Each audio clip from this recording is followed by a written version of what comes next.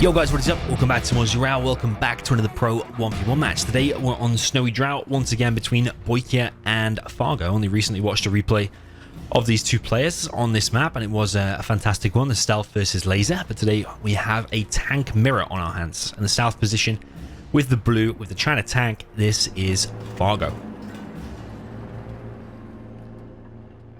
All the way up in the north, facing him, none other than the red player with the China tank. Also, this is BoYcaH.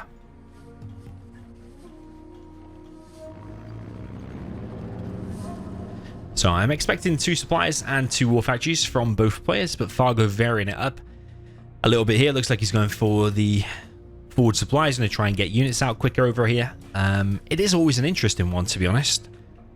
I think this is more safe.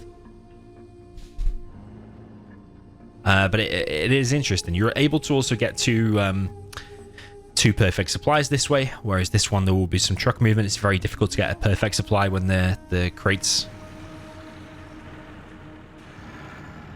all the individual crates basically really rock solid to get a perfect supply. First unit here from Fargo is a flamer heading towards this middle position on the middle line. But he's going to run straight into a battle master, so he either has to turn around or he's just going to lose that flamer. Yeah, tank mirror on Snowy Drought, always a fun one to watch, 100%. And it usually is a decider in a challenge, so I don't know if these two played a challenge against each other, because you can see they both picked tank here, so I know they played a lot of challenges against each other. It could be a 6-6 decider or a 5-5 decider who wins the prize money. And whatever. This is a nice little strategy there from Fargo. Left one tank enter over here with the GAT, and he's actually won the battle against an outpost, but then also sends in an outpost with the other tank enter inside of it, and actually does get a little bit of damage done. Over on the right side, that flame has gone down, battle master's gone down, and that GAT is low.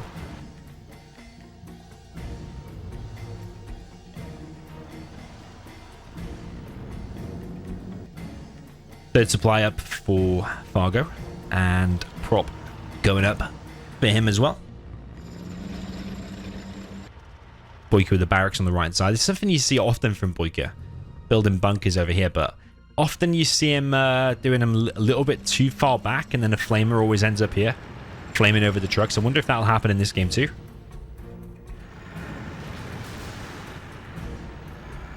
It is more further forward than usual, but actually Fargo wants to press in. A couple of tank enters there unloaded for BoYcaH, but Fargo is making his way into the base with an outpost as well, and it looks like that might actually happen to BoYcaH. Flamer did get a little bit close, but BoYcaH actually did manage to take it down before it starts the flame wall, because then them 2 trucks are very susceptible to death once that flame wall begins. Outpost and GAT now in the main base of BoYcaH, going to take down his trucks.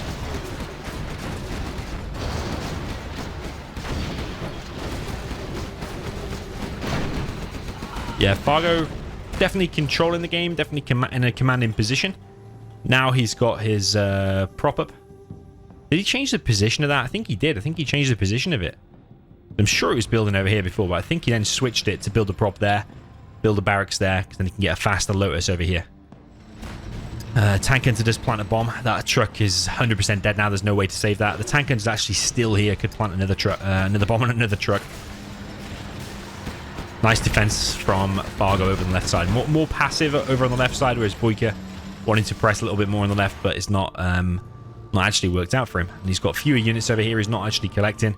And Fargo is getting his oil and refinery. It looks more solid, I think, from Fargo. He's in a more of a commanding position. Like I said, he's actually ahead in XP. And yeah, it just looks all round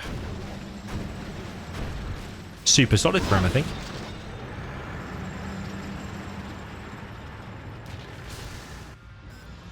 He's pretty much not been harassed the whole time. He's getting his oil, getting his refinery.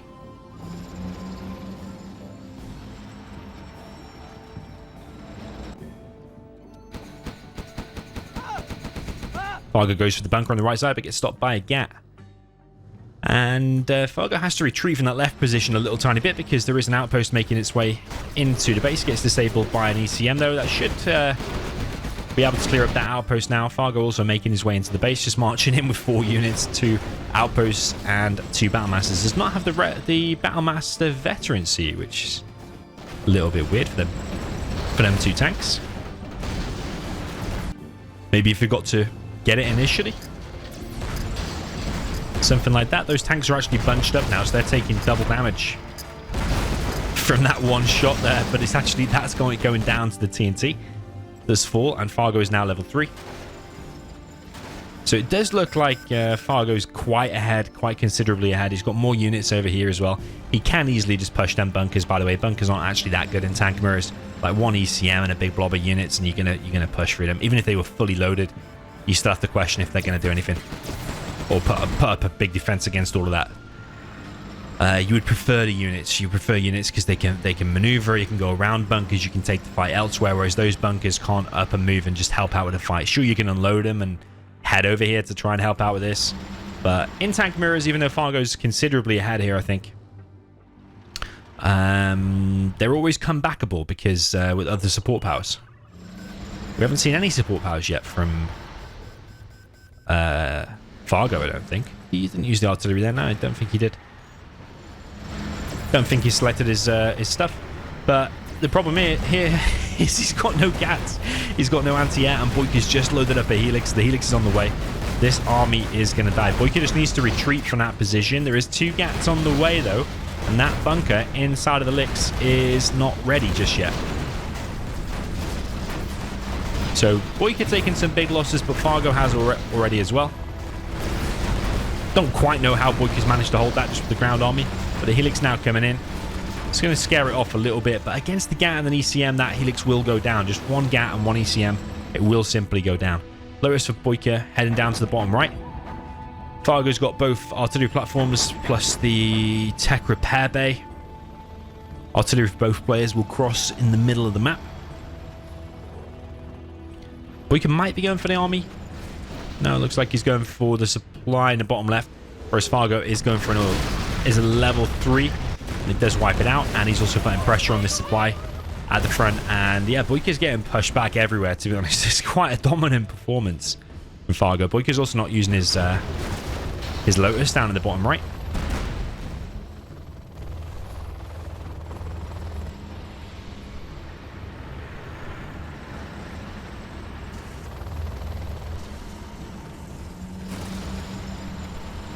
Yeah, so Fargo's actually wanting to capture this 4th supply now, so his economy is going to be even greater. It's going to be double that of BoYcaH actually, because he's got an oil advantage, and then he's going to be on 4 supplies versus 2. It's going to be more than double.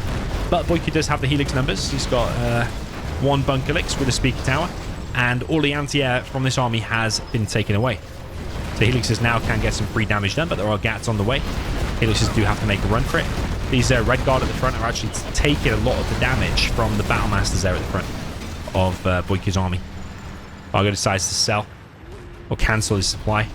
He does have his oil capped now, and BoYcaH is managing to hold. BoYcaH's actually gone ahead in XP because of this attack from Fargo. Fargo now dropping down the barracks. He's lost his refinery as well, but the Lotus goes down. I swear that sounds like a man's scream. I think Lotus is supposed to be female. There's probably one scream, maybe 1 or 2 loaded into Zero Hour. Whoa, he's got the CC. He's got the CC with the Lotus. Fargo captures the CC of BoYcaH and sells it. Gets the $1,000 back from the CC sell. So BoYcaH has to rebuild the CC. Fargo's also floating 10k. Setting up a really forward position here. And I don't think BoYcaH's really got an answer. Like at any point during this game, I don't think he's really had much of an answer at all.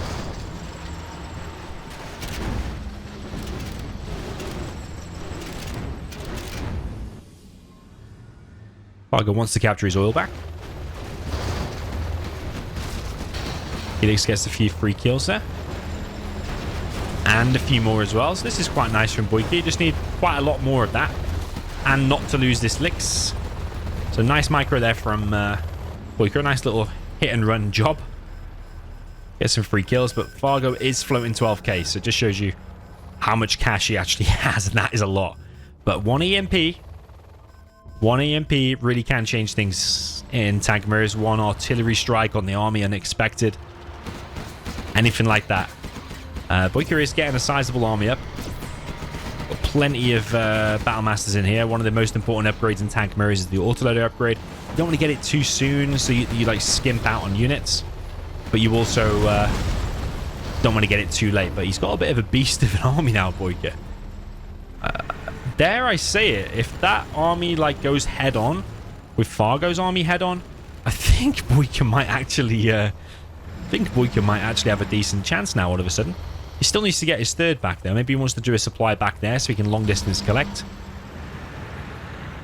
But yeah, when you see the yellow outline or circle around the units, it does get a little bit scary. I don't even know the exact stats of what that does. It's like 25% extra strength, isn't it? It's like extra fire rate or extra damage or whatever. But yeah, whenever you see that, you probably want to stay away from it. Especially if he builds a nuke and gets the upgrades from that. BoYcaH's gone very heavy on elixirs, by the way. He's got 4 elixirs up now. Generally, I don't really like that, because if the enemy just makes a few GAT CCMs, drops them around the map, helixirs can't do anything apart from just defend. But when a big blob attacks in and he's got enough GATs in it like that,